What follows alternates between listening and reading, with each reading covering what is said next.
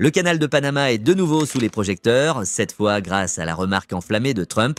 Quelqu'un a-t-il déjà entendu parler du canal de Panama, parce qu'on se fait arnaquer au canal de Panama comme partout ailleurs. Peu après, l'autorité du canal de Panama a refusé le passage gratuit aux navires américains, ce qui a brièvement intensifié les tensions.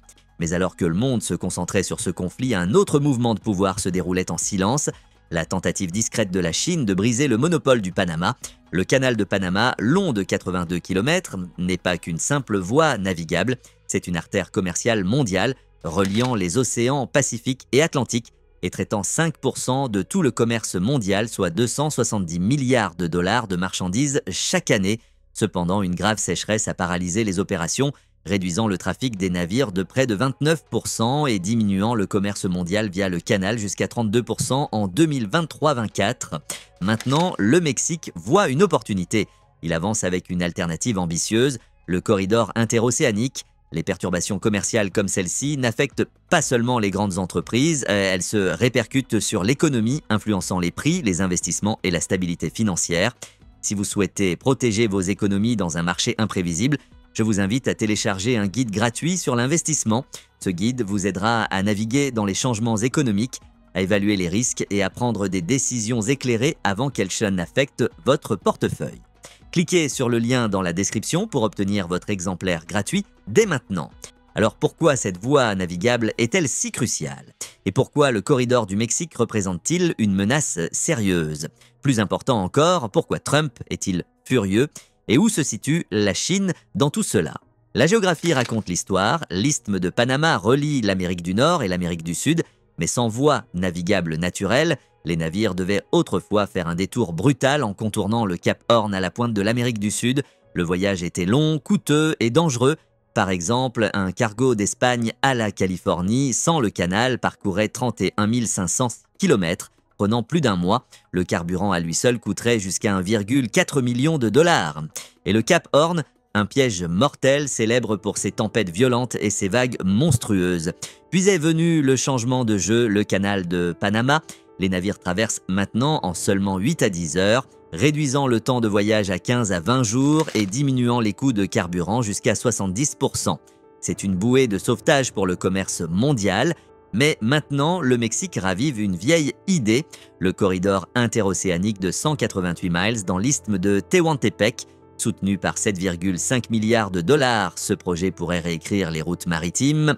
Et avec la Chine investissant discrètement, les enjeux sont plus élevés que jamais. Ce n'est pas seulement une question de canal ou de corridor, c'est une question de contrôle. Qui dominera l'avenir du transport maritime mondial? La réponse pourrait venir plus tôt que nous le pensons. En 1850, les États-Unis et la Grande-Bretagne ont signé le traité Clayton-Bulwer, s'engageant à ne pas se battre pour un canal en Amérique centrale. Le plan était de creuser à travers le Nicaragua, mais il n'a jamais avancé. Puis en 1880, les Français, dirigés par Ferdinand de Lesseps, le cerveau derrière le canal de Suez, ont tenté leur chance au Panama. Mais la nature a riposté. Le paludisme, la fièvre jaune et le climat brutal ont décimé 20 000 travailleurs. Après 9 années éprouvantes, le projet s'est effondré. En 1901, les États-Unis étaient prêts à prendre le contrôle. Le traité Hay-Pansfot leur a donné pleine autorité. Et en 1902, le Congrès a choisi le Panama comme site du canal. Mais il y avait un hic, le Panama faisait encore partie de la Colombie. Les États-Unis ont essayé de négocier, mais lorsque la Colombie a refusé en 1903, le président Theodore Roosevelt a agi. Voyant une opportunité, les États-Unis ont soutenu le mouvement d'indépendance du Panama. Le 3 novembre 1903, avec des navires de guerre américains empêchant l'interférence colombienne, le Panama a déclaré son indépendance. Quelques semaines plus tard, le nouveau gouvernement a signé le traité Haybuno-Varia, accordant aux États-Unis une zone de 10 miles de large pour construire le canal. En retour, le Panama a reçu 10 millions de dollars d'avance et une redevance annuelle de 250 000 dollars. Cependant, le véritable défi était la construction. Les travailleurs ont affronté des conditions brutales, chaleur accablante, glissement de terrain mortel et maladies rampantes. Plus de 6 000 ont perdu la vie. Les ingénieurs ont également dû s'attaquer à l'élévation, concevant un système d'écluses pour soulever et abaisser les navires à 30 mètres au-dessus du niveau de la mer. Le résultat, un projet stupéfiant de 375 millions de dollars, soit environ 12 milliards de dollars aujourd'hui. Après une décennie d'efforts acharnés, le canal de Panama a finalement ouvert en août 1914 avec le SS Ancon effectuant le premier transit. Pendant près d'un siècle, les États-Unis ont contrôlé le canal, mais en 1977, le président Jimmy Carter et le leader panaméen Omar Torrijos ont signé un traité pour transférer la propriété. Le 31 décembre 1999, le Panama a officiellement pris le relais. Aujourd'hui, le canal reste l'une des routes commerciales les plus critiques au monde. Puis est venu Donald Trump. Lors de son discours inaugural, il a critiqué le transfert du canal, le qualifiant de cadeau insensé et insistant sur le fait que nous avons été très mal traités. Ses plus grandes préoccupations: premièrement, l'armée américaine a perdu l'accès gratuit. Deuxièmement, l'influence croissante de la Chine. En effet, les entreprises chinoises ont établi une forte présence. Entre octobre 2023 et septembre 2024, la Chine représentait 21,4% du fret du canal, juste derrière les États-Unis. Plus que le commerce, la Chine a investi des milliards dans l'infrastructure du Panama, finançant des ports, des ponts et même un chemin de fer prévu.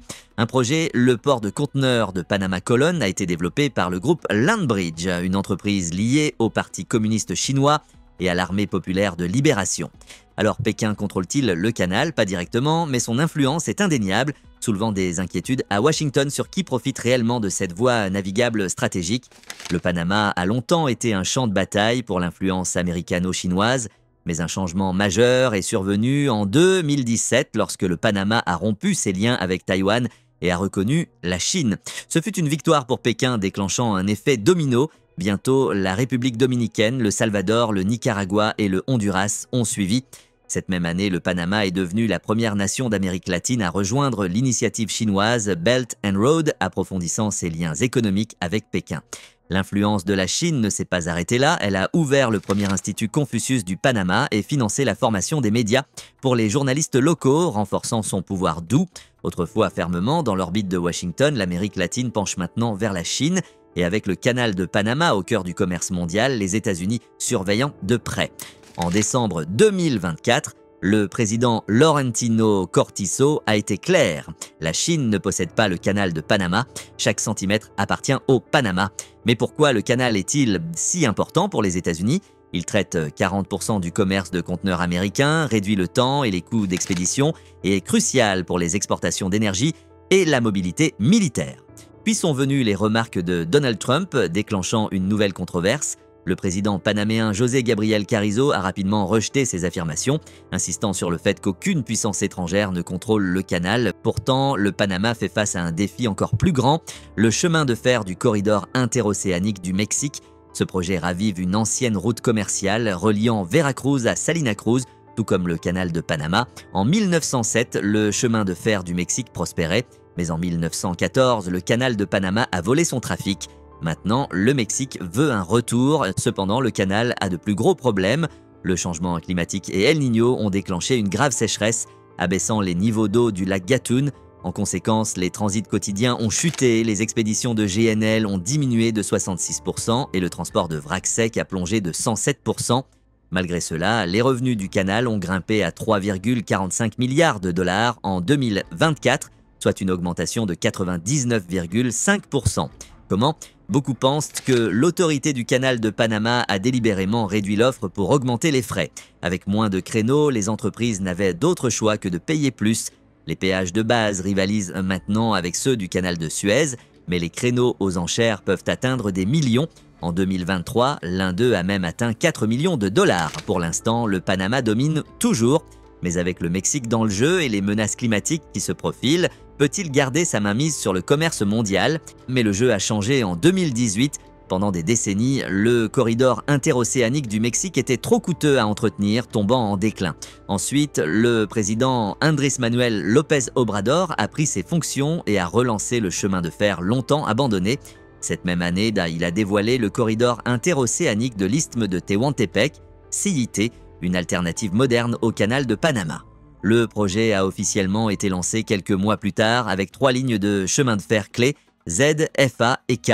En juin 2020, la construction était en cours, défrichage, remplacement des voies et modernisation des infrastructures. Parmi les 3, la ligne Z est l'épine dorsale, s'étendant sur 227 km pour relier les océans Atlantique et Pacifique. Actuellement, elle effectue un voyage quotidien prenant 7 heures avec 8 arrêts de station. Le train peut accueillir 400 passagers dans les classes touristiques, exécutives et managériales. En regardant vers l'avenir, le Mexique a des ambitions audacieuses. D'ici 2028, le corridor vise à traiter 300 000 conteneurs par an, offrant une alternative sérieuse au canal de Panama.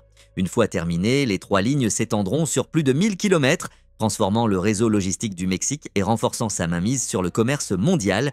Pour stimuler la croissance économique, des parcs industriels surgissent le long du corridor. Le président López Obrador s'est assuré que rien ne se mettait en travers du chemin. En 2023, il a déployé l'armée pour saisir une section de chemin de fer privé, garantissant que les progrès ne soient pas bloqués par la résistance des entreprises. Maintenant, les ports, les chemins de fer et les terminaux du corridor interocéanique relèvent de Ferrocarril del Istmo de Tehuantepec, une entité publique gérée par la marine mexicaine.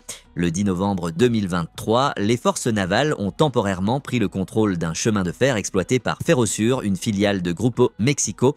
Le différend s'est terminé par un accord. Le gouvernement a pris le contrôle de 127 km de voies, tandis que Ferrosur a obtenu une extension de concession de 8 ans pour son lien portuaire de Veracruz. Le gouvernement a compensé l'entreprise, mais seulement après avoir verrouillé le contrôle total du chemin de fer. Le projet CIT vise à défier le canal de Panama avec une route commerciale plus rapide et rentable. Mais ce n'est pas seulement une question de commerce. Traversant Veracruz et Oaxaca, 2 des États les plus pauvres du Mexique, il promet des emplois, des infrastructures et une relance économique. Le chemin de fer, s'étendant sur 10 stations, relie les ports des côtes atlantiques et pacifiques. Avec 6 milliards de dollars du gouvernement et 2 milliards de dollars d'investisseurs privés, les enjeux sont élevés. Mais les communautés autochtones d'Oaxaca s'opposent au projet, dénonçant la déforestation et les déplacements forcés. Des affrontements ont eu lieu, entraînant des arrestations. Pourtant, le CIT pourrait créer 500 000 emplois et attirer 50 milliards de dollars d'investissement, réalisant la vision de López Obrador. En août 2023, la ligne Z a été achevée et en décembre, les trains ont commencé à transporter des passagers. Les 2 dernières lignes devraient ouvrir d'ici fin 2024. Pour rivaliser avec le canal de Panama, le Mexique doit moderniser ses ports, notamment avec un brise-lames à Salina Cruz. Les États-Unis, principal utilisateur du canal de Panama, pourraient rediriger une partie de leur trafic vers le Mexique, affectant gravement l'économie panaméenne. Mais le CIT n'est pas une solution parfaite. Le transport ferroviaire ajoute des coûts et des défis logistiques. La concurrence oblige le canal de Panama à rester compétitif. Tandis que certaines entreprises privilégieront la rapidité du CIT, d'autres resteront fidèles au canal. Le Mexique se positionne comme un concurrent crédible, mais peut-il réellement détrôner le canal de Panama? Seul l'avenir le dira. Le monde change et les routes commerciales qui façonnent l'économie mondiale aussi. Mais l'incertitude n'affecte pas seulement les grandes entreprises de transport maritime, elle touche aussi vos finances. Si vous souhaitez protéger vos économies et naviguer judicieusement dans les changements économiques d'aujourd'hui, je vous invite à télécharger un guide gratuit sur l'investissement. Ce guide vous aidera à évaluer les risques, à poser les bonnes questions et à agir avant qu'il ne soit trop tard. Cliquez sur le lien dans la description ou sur la carte en haut à droite de l'écran pour obtenir votre exemplaire gratuit dès maintenant.